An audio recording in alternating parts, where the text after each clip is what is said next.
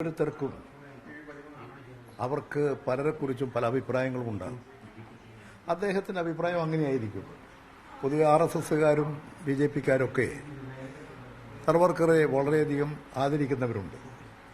അദ്ദേഹത്തിന്റെ രാഷ്ട്രീയ ചരിത്രമെടുത്താൽ ആദ്യകാലത്ത് സ്വാതന്ത്ര്യ സമരത്തിൽ തീവ്രമായ ഇടതുപക്ഷ നിലപാട് സ്വീകരിച്ച ഒരാളായിരുന്നു. പിന്നെ അതിൻ്റെ മേലെ ജയിലിൽ പോയി കുറേ കാലം ജയിലിൽ കിടന്നു. ആ ജയിലിൽ കിടന്നതിന് ശേഷം അദ്ദേഹം ബ്രിട്ടീഷ് ഗവൺമെന്റിന് മാപ്പെഴുതി കൊടുത്ത് ജയിലിൽ നിന്നും പുറത്തു വന്ന ആളാണ്.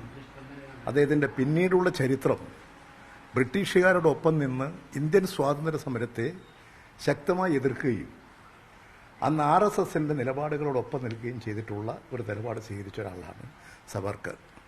അതുകൊണ്ട് സവർക്കറെക്കുറിച്ച് അഭിപ്രായങ്ങൾ അങ്ങനെ ഉണ്ടാകും. എല്ലാവർക്കും ഒരേ അഭിപ്രായം ഉണ്ടാകണമെന്നില്ലല്ലോ. ഞാൻ കാറൽ മാർക്സിനെയും എംഗൽസിനെയും ലെനിനെയും ഒക്കെ ബഹുമാനിക്കുകയും ആദരിക്കുകയും ചെയ്യുന്ന ഒരാളാണ്.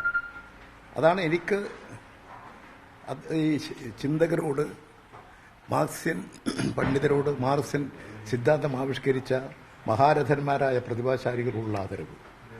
ഓരോരുത്തർക്കും അവരവരുടെ ഇഷ്ടമുള്ള ആദരവുള്ള ആളുകളുണ്ടാവും. അത് അദ്ദേഹം പ്രകടിപ്പിക്കുന്നു.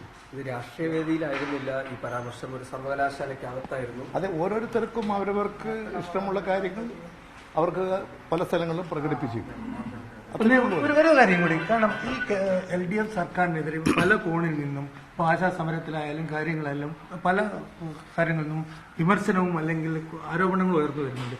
ഇതൊരു ഇത്തരത്തിലൊരു സമഗ്രമായ ഒരു പ്രോഗ്രാമുകൾ പ്രതിപക്ഷം നടത്തുന്നുണ്ടോ? കാരണം സ്വാഭാവികമായിട്ടും ആശാ സമരം നോക്കുക, അതിൽ നേരത്തെ ബാലേട്ടൻ പറഞ്ഞിരുന്നത് ഇതിൽ തീവ്രവാദ ബന്ധമുണ്ടോ? ഇത്തരത്തിലുള്ള കാര്യങ്ങൾ പോലും EP എന്താ പറയുന്നത്? ഈ പ്രതിപക്ഷമെടുക്കുന്ന നിലപാട് അങ്ങേയറ്റം തെറ്റായിട്ടുള്ളതാണ്. കേരളം സാമ്പത്തികമായി ഒരുപാട് പ്രശ്നങ്ങൾ അഭിമുഖീകരിക്കുന്ന ഒരു സംസ്ഥാനമാണ്. കേരളത്തിന്റെ സമ്പത്ത് കേരളത്തിലെ ജനങ്ങൾക്ക് വേണ്ടി ഉപയോഗിക്കുകയാണ് കേരള ഗവൺമെന്റ് ചെയ്യുന്നത്.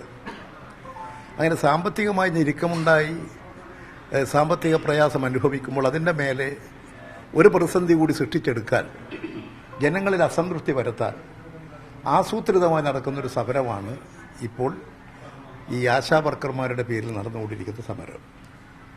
എത്രയോ കുറഞ്ഞ വരുമാനം ഒന്നുമില്ലാത്ത ജനങ്ങളൊക്കെയുള്ളൊരു നാടാണ് കേരളം.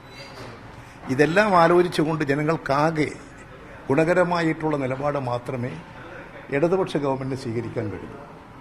അതുകൊണ്ട് ഈ സമരം യഥാർത്ഥത്തിൽ കാര്യങ്ങളെല്ലാം ചർച്ച ചെയ്ത് പരിഹരിക്കപ്പെട്ടതിന് ശേഷം, ഒരു കാര്യങ്ങൾ ചർച്ച ചെയ്ത് തീരുമാനിച്ചതിന് ശേഷം ഉണ്ടാക്കിയ സമരമാണ്.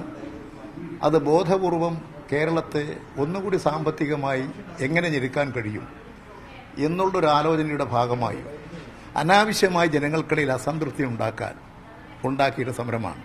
അതുകൊണ്ട് ആശാ വർക്കർമാരായിട്ടുള്ള സഹോദരിമാർ, നമ്മുടെ നാട്ടിൽ വിഷമങ്ങൾ അനുഭവിക്കുന്നവരാണ് നാം എല്ലാം.